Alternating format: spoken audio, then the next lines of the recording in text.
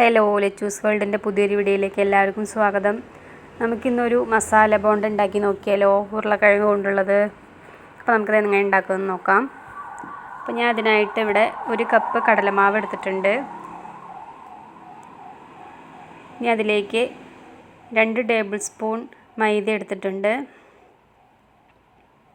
2 table spoon അരിപ്പൊടി ഇട്ട് കൊടുത്തിട്ടുണ്ട്. ഇത് അരിപ്പൊടി മൈദയൊക്കെ ഓപ്ഷണലാണ് കേട്ടോ, ഒന്ന് ക്രിസ്പിനെസ് ആവാൻ വേണ്ടിയിട്ടാണ് ഇട്ട് കൊടുക്കുന്നത്. ഇല്ലെങ്കിലും കുഴപ്പമില്ല. ആവശ്യത്തിനുള്ള ഉപ്പിട്ട് കൊടുത്തിട്ടുണ്ട്.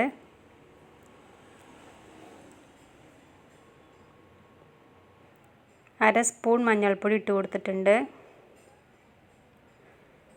അര സ്പൂൺ മുളക് പൊടി ഇട്ട് കൊടുത്തിട്ടുണ്ട്.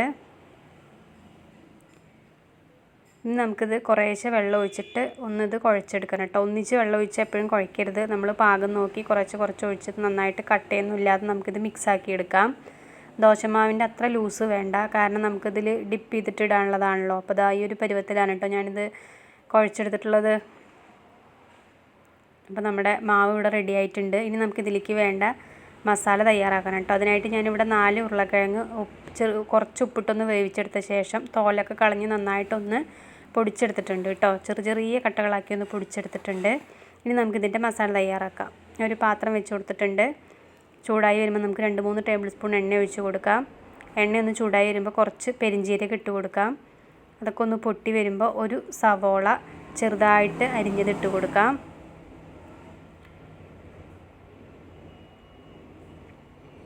ഇനി അതിലേക്ക് 2 പച്ചമുളക് ചെറുതായി അരിഞ്ഞതിട്ട് കൊടുക്കാം. പച്ചമുളക് എരിവ് കുറച്ച് കൂടുതൽ വേണമെന്നുള്ളവർക്ക് അതിനനുസരിച്ച് ചേർത്ത് കൊടുക്കാം. ഒരു ചെറിയ കഷ്ണം ഇഞ്ചി ചെറുതായിട്ട് അരിഞ്ഞത് ചേർത്ത് കൊടുക്കാം. പിന്നെ കുറച്ച് കറിവേപ്പിൻ്റെ ഇലയും കൂടി ഇട്ട് കൊടുക്കാം.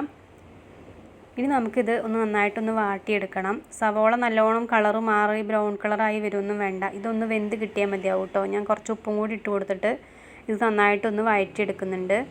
ഉപ്പ് ആവശ്യത്തിനുള്ളത് നോക്കി ഇട്ട് കൊടുക്കണം. ഞാൻ ഉരുളക്കിഴങ്ങിൽ കുറച്ചിട്ടിട്ടുണ്ട്. അപ്പോൾ ഇതിലേക്ക് അതും ഇതൊക്കെ ആകുമ്പോൾ മതിയാവും. ഇനി ഉപ്പൊന്നും ഇടേണ്ട ആവശ്യം വരില്ല. അപ്പോൾ ഇനി നമുക്കിതൊന്ന് വഴറ്റിയെടുക്കാം കേട്ടോ. കുറച്ച് സമയം കൊണ്ട് തന്നെ ഇത് ആയി കിട്ടും. ഒന്ന് വെന്ത് കിട്ടിയാൽ മതി.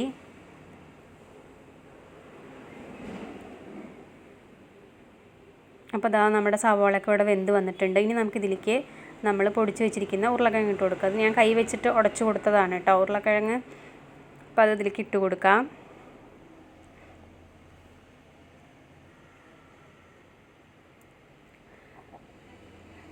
ഇനി ഇതിലേക്ക് 1 സ്പൂൺ മഞ്ഞൾപ്പൊടി ഇട്ട് കൊടുക്കാം. ഒരു അര സ്പൂൺ മുളക് പൊടി ഇട്ട് കൊടുക്കാം. ഒരു കളറിന് വേണ്ടിയിട്ടാണ് കേട്ടോ, എരിവിന് വേണ്ടിയിട്ടൊന്നുമല്ല. ഇനി ഇത് നന്നായിട്ടൊന്ന് മിക്സാക്കി കൊടുക്കാം. വെള്ളമൊന്നും ഒഴിച്ചു കൊടുക്കണ്ട കേട്ടോ. ഇത് നമ്മൾ ബോണ്ടയ്ക്കുള്ളതായതുകൊണ്ട് ഇതുപോലെ ഡ്രൈ ആയിട്ട് തന്നെ ഇരിക്കണം. അപ്പോഴേ നമുക്ക് കറക്റ്റ് അത് ഉരുട്ടിയെടുക്കാൻ പറ്റുള്ളൂ. അപ്പോൾ നമ്മുടെ മസാലയൊക്കെ ഇവിടെ റെഡി ആയിട്ടുണ്ടെങ്കിൽ നമുക്കിതൊന്ന് തണുക്കാൻ വെക്കാം. ചൂടാറിയ ശേഷം നമുക്ക് ഇഷ്ടമുള്ള വലിപ്പത്തിൽ നമുക്കിതൊന്ന് ഉരുട്ടിയെടുക്കാം. ഞാൻ ഇപ്പോൾ ചെറിയതായിട്ടാണ് കേട്ടോ എടുത്തിരിക്കുന്നത്. ഇത് സാധാരണ നമ്മൾ കാണാറുണ്ടല്ലോ ബോണ്ടയുടെ വലിപ്പം കുറച്ചും കൂടി വലിപ്പത്തിലൊക്കെ എടുക്കാം. അതിന് ശേഷം ഈ മാവിൽ മുക്കിയ ശേഷം നമുക്കിത് എണ്ണയിലേക്ക് ഇട്ട് കൊടുക്കാം. എണ്ണ ഞാൻ കുറച്ച് നേരത്തെ ചൂടാക്കാൻ വെച്ചിട്ടുണ്ട്. എണ്ണയിലേക്ക് നമുക്ക് ഓരോന്നായിട്ട് ഇട്ട് കൊടുക്കാം. അതിൻ്റെ കളറ് മാറി വരുമ്പോൾ നമുക്കിത് തിരിച്ചിട്ട് കൊടുക്കാം കേട്ടോ. കരിയാതെ നോക്കണം. എൻ്റെ ഒന്ന് ചെറുതായിട്ട് കരിഞ്ഞു പോയി. നമുക്കിത് ഉള്ളിലൊന്നും വെന്ത് കിട്ടേണ്ട ആവശ്യമില്ല, മസാലയൊക്കെ നേരത്തെ വെന്തത് കൊണ്ട്. അപ്പോൾ ഇത് കളറൊക്കെ ഒന്ന് മാറി വരുമ്പോൾ നമുക്കിത് കോരി മാറ്റാം.